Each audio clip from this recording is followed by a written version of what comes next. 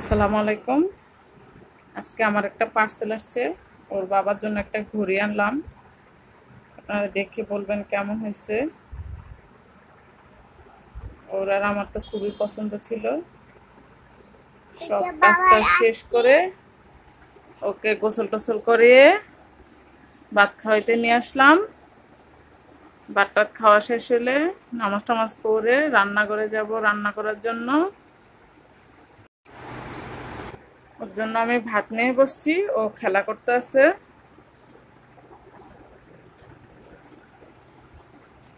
দেখুন কি করতে আছে। ওইটা একা একা ভাঁজ করছে। ও এখন পেন্সিল বক্স দিয়ে আয়রন করতে আছে, আবার খুললেও ফেলছে। আর এই দেখুন তার মোবাইল মোবাইল দিয়ে সে ভিডিও করে, ছবি তোলে। আমাকে বল, আম্মু আমার মোবাইলটা একটু দাও, আমি একটু ভিডিও করি, আমি একটু ছবি তুলি।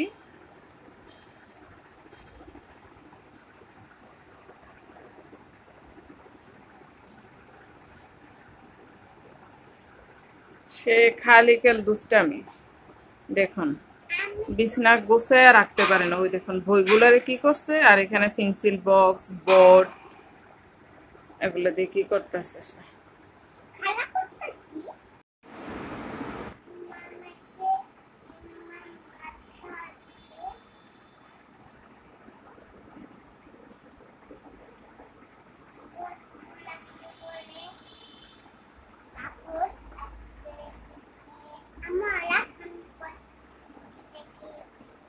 এটা দিয়ে কি করতেছে? আয়রন।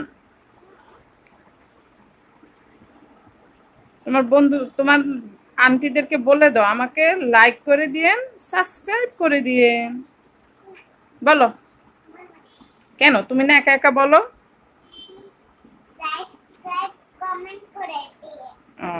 Thank you. ইফতারের পরে আমার সমস্ত কাজ কমপ্লিট করলাম। থালাবাটি ধোয়া শেষ, ভাত বসিয়ে দিলাম, ভাত রান্না করব। চাল ধুয়ে নিলাম, এই যে ভাতের পানি দিয়ে দিলাম। ভাতের পানিটা বলক আসলে এরপর আমি চালটা দিয়ে দিব। আর আজকের রান্না আমি কি করলাম দেখেন। শুটকি বাগার দিলাম, কাবাব ভাজলাম সন্ধ্যায়, ইফতারের সময় যে ভাজি রয়ে গেছে ওটা। আর এই যে সাজনা দিয়ে মাছ দিয়ে রান্না করছি, সাথে দুইটা আলু দিছি, রুই মাছ দিয়ে রান্না করলাম। আর একটু কাজ আছে, মরিচের বউটা বাজবো। আর ও দেখেন কি করতেছে, কান্না করতেছে। সে বাইর হওয়ার জন্য, সে নাকি ঘুরতে যাবে, এই জন্য সে কান্না করতেছে। এখন আমি এশার নামাজ পড়তে যাব, সে কান্না করতেছে, সে ঘুরতে যাবে।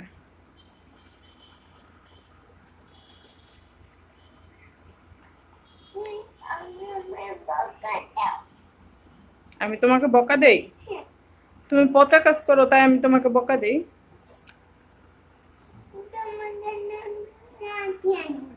হ্যাঁ, কে আনবে লাঠি? নানু? নানুর কাছে বিচার দিবা আমার জন্য লাঠি আনার জন্য? ওকে। আমাকে মার দিবে? তুমি আর পচা কাজ করবা নি? হুম,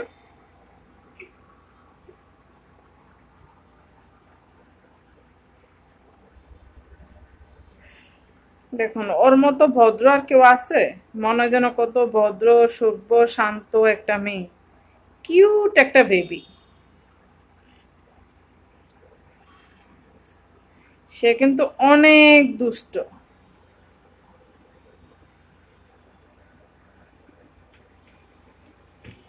তোমার ঈদের শপিং করা শেষ? কি কি কিনছো? দেখাবা না? ঈদ চলে যাবে। ও আচ্ছা, ঈদের দিন পরবা। ওকে।